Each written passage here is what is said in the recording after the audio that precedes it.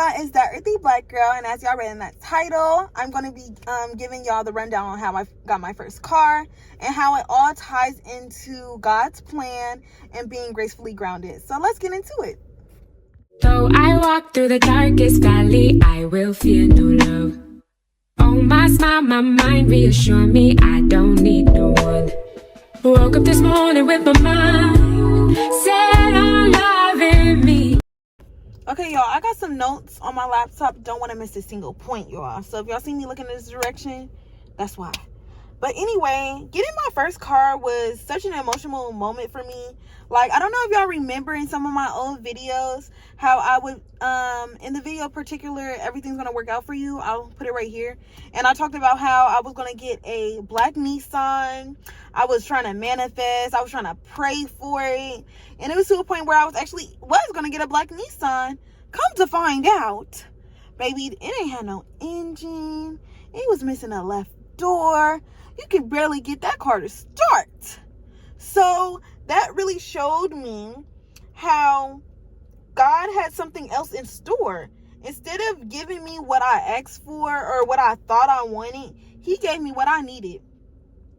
I ended up with a brand new 2024 Honda Accord. And I'm not gonna lie, I couldn't believe it. I thought it was a miracle because it's like, I'm only 20 years old. I'm getting this is a grown woman car. A lot of people my age aren't blessed with this opportunity. And it's all to God. Like, God gave me more than what I wanted. God gave me God didn't just give me what I needed. God gave me what what? Like, you ever be so amazed that you can't even put it into words? Like, I'm really lost for words right now. And yes, I would have been happy with my Nissan. Yes, I would have been grateful because at the end of the day, a car is a car. But I'm not going to sit here and act like this car isn't a blessing. I'm not going to sit here and act like this brand new car isn't some people's dreams. Yes, I'm going to be humble, but I'm also going to give credit when credit is due. And God did his big one. Okay? God did his big one. This moment really reminded me of how God's blessings often exceed our expectations. Like I said, it showed me that sometimes what we think we want isn't even close. Not even close to what God has planned for us. And the scripture that kind of ties this thought together is Ephesians 3:20. Now to him who is able to do immeasurable more than all we ask or imagine, according to his power that is at work within us. One thing about me, I'm big on faith without works is dead. Yes, y'all, the way I worked for this car, I was working all summer. I was walking to work because I was like, I'm not going to continue to waste money on Lyfts or Ubers. Y'all, I was pushing it. And I feel like throughout this process, throughout all this hard work, not if anybody else didn't see it, I know God for sure seen it. God seen how hard I was working, and God blessed me with more than what I wanted. You ever have those moments where it's like, God, thank you for not giving me what I thought I needed, because God ends up giving you more? Because I know a lot of y'all are watching this on y'all's car journey now, are looking into a car or have a car yourselves. Like, y'all, it's all gonna work out for y'all. Just take it one prayer at a time and keep working. It's coming. It is coming. That car is coming. Okay? And I feel like all these struggles, everything I had to endure in order to get to where I'm at now, built resilience. This journey was not easy. I'm not going to sit here and just be like, this car was handed to me. Yes, I had help. Yes, I had family support. But I'm still paying this car note. I'm still, adulting. Okay? Like, there were so many moments throughout my car journey where I doubted myself, when I felt like giving up, and when I wondered if I'd ever get to where I wanted to be. But through it all, I had to stay resilient. I had to stay strong. I had to keep pushing. I had to remind myself that every setback was a part of the process. When I didn't get that Nissan, Yes, I was mad at the world for a little bit. I'm not going to sit here and lie to y'all. Yes, I was sad. Yes, I was crying. Yes, I was asking God, why? God, why? You know, I wanted that car and now it doesn't even work. I was pleading with him like, okay, maybe we can get it fixed. Maybe we can do this. But God knew that God had more for me. So sometimes you just have to sit back, be gracefully grounded, and just know everything gonna work out. Looking back, I see how those hard times shaped me. They made me stronger, more determined, and more focused on my faith. Because I was like, God, I may not see the vision you have for me right now, but I know it's there. I know that.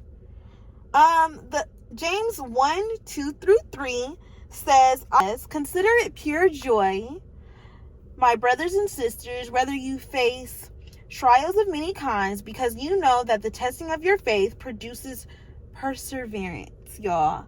The harder you work, the more tests that you face, the stronger you will get. And throughout this journey, it really taught me the power of silence. I have another video about that as well. And it really taught me that, like, sometimes your biggest haters are your family members, are your friends. And that doesn't mean they try to do it intentionally, because sometimes people try to look out for you with their limited mindset. But with God, his mindset has no limits. So what they can't see for you is still possible, because it's not up to them, it's up to God. So having my car, I had a lot of people tell me, oh, well, you know, try to get a used car. A new car, you have to deal with a car payment, you have to deal with this, you got to deal with that. Or maybe it's just not the right time to get a car. Maybe you should, you know, wait until next year. Maybe you should wait until you get out of college. This, that, and the third. But God, if God put it on your heart to do, that's the only thing that matters. So just going through this journey, it really taught me to move in silence, not to say every single thing, not to tell people my big plans and what I have going on, because I feel like, according to psychology, I've been taught that the moment you say it out loud and say you're going to do this, say you're going to do that, you're least likely not going to do it. So yeah, I may slip up sometimes and be like, oh, I want to do this, I want to do that. But for the most part, like when it comes to big things, like say if I ever want to get a house or something big, I learned to be silent about it. Like, y'all will see it when I get it. Y'all will see it when it's out. Y'all will see it when I'm showing it, when I'm showing what God has blessed me with. Because sometimes when you want big things, you got to keep that between you and God. You never know people's true intentions or how they may feel or what negative energy they will bring. The Lord will fight for you. You need only to be still. Because a lot of the times, this does not just apply to you getting a car. Sometimes you may be going through something and you don't know what to do. But just know that the Lord will fight for you. All you have to do is be calm. Be gracefully grounded. And I just quoted Exodus 14:14 for those who may want to look it up. And one thing about being silent, it really taught me that I need to shift my energy, y'all. Like, when I tell you I was working towards this car, not just financially, but mentally and emotionally and spiritually, like I changed the music I was listening to. I needed to listen to positive music, because I was like, I need to be filled with positivity. I needed to believe that I was getting a car. I had to make a shift. Because sometimes in order to get that blessing, you have to shift your whole entire environment, okay? I started listening to more positive, uplifting music, because I realized how much it affected my mindset. I needed to have a winner mindset. I had to have a mindset where it's like, whatever God puts in my heart, I am capable of getting. I also had to change the people around me, y'all. Not everyone was aligned with the person I was becoming. And I had to let go of relationships that wasn't helping me grow. These changes weren't easy, but they were necessary for me to become gracefully grounded, for me to be in my grind time, for me to get the car that I have now. I had to change it. Yeah, it may seem like a big thing, like, oh, you have to cut off people. Yes, you have to cut off people to get into your winning season. You have to cut off people to get into that next level. Because anybody that's not pushing you up or helping you get there is holding you back. I had to really start trusting God's plan. Letting go of control was one of the hardest but most rewarding parts of this journey. I had to trust that God's timing was better than mine. I had to be like, God, you take the wheel. That doesn't mean I didn't trust myself. All that means is I trusted God more than me. I trusted what God seen more than what I could see. Because I feel like my vision is only so far. My vision not even 2020. My vision only could see so much, but God could see the whole entire picture, okay? The story of my car is a perfect example, y'all. I prayed for a used Nissan, but God gave me something brand new. It reminded me of this verse. For I know the plans I have for you, declares the Lord. Plans to prosper you and not to harm you. Plans to give you hope and a future. Jeremiah 29:11. God's plan is always better, even when it doesn't look like what we expected. Because one thing about God, and I'm going to say this a million times, y'all, God is going to give you what you need, even if it's not what you want. So just know, like, you can be working towards a car, even if you are working towards a new car. Maybe God may see you need to start with a used car first. God has a different vision for everyone. Everyone's story is going to be different because God made each of us different. So if it's in God's plan for you to get a car, you are going to get a car. Will it be the one you want? I'm not God. I can't promise that. But it will be the one that God has in store for you. Even if it's something small. Y'all, because at the end of the day, as long as that car can take you from point A to point B, as long as that car can provide you transportation, that's the only thing that matters. Because maybe being a college student ain't easy, okay? This car has blessed me in so many ways already, and I've only had it for a short amount of time. It gave me that freedom, that independence, everything that I really tried for that I didn't have. Like, now I don't really like parties, but we can get into that on another video. But now if I'm in a situation where I just want to go, baby, I have a car. Let's go. Y'all, I don't have to stay stuck in anywhere no more, y'all. And it truly is a blessing.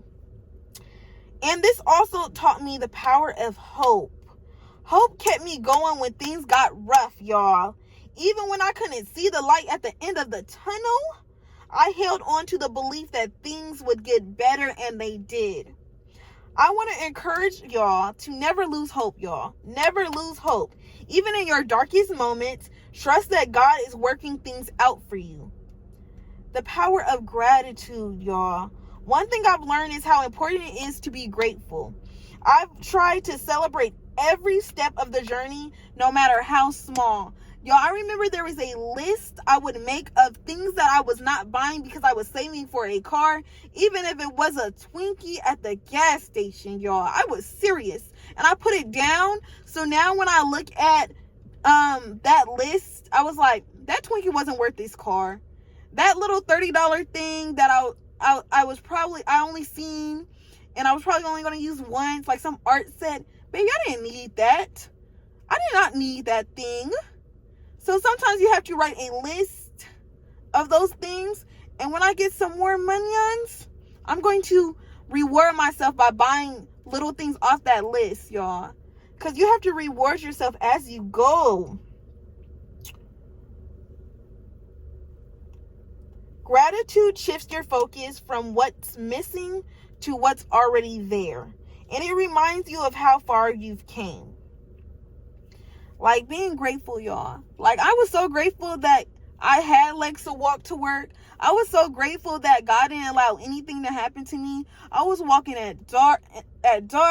I was walking in the morning. I was walking when no people was walking, trying to get back and forth to work, trying to, go to appointments that I may have already had, trying to just do life stuff without a car, just walking, or even taking lifts, and Ubers haven't been safe lately. But I was doing that, and I was so grateful that God still put his hands on me and allowed me to get everywhere safely, y'all.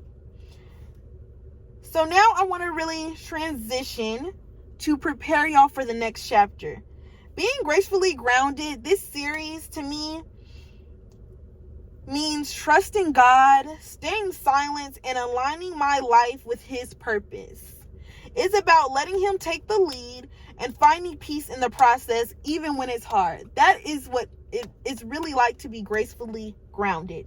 This series has been such an incredible journey of growth and faith, and I'm so grateful for everything it has taught me, because in all honesty, when I had started this channel, I thought it was just going to be a girl talk. I thought it was just going to be a journey of my 20s.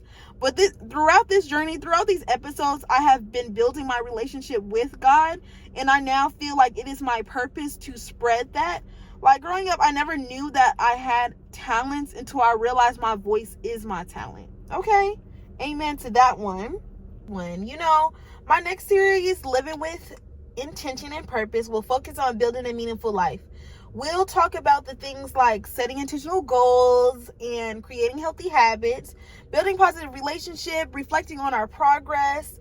It's just, once you're already gracefully grounded, it's about applying this to life and to live intentionally and purposefully. Like, we already know to be gracefully grounded, to be calm through the storm, because one thing about life is going to give you trials and tribulations back to back. Life don't play. Life is going to rain. But now that we have an umbrella, we still need to manage getting through the storm, okay? We still need to be able to apply this to life. Because you ever be in that weird transitional phase of life where it's like, deep down inside, you be knowing what to do, you be knowing how to do it, but you just don't do it? My next series is going to teach y'all how to do it. By also incorporating more biblical verses. I am going to get better at adding this, y'all. I'm growing as well. But I really do like, incorporating scripture into my upcoming posts. Okay? And a final encouragement. Thank you guys so much for being a part of this journey with me. I hope my story has inspired you to trust God, stay resilient, and keep going no matter what. Remember, being gracefully grounded isn't just about surviving the storms, y'all. It's about thriving through them, because we trust God to lead the way. I can't wait to see you all in the next series. Let's continue to grow together. And remember to stay you, be you, unintentionally and freely. Thank you guys so much for watching. Woke up this morning with my mind set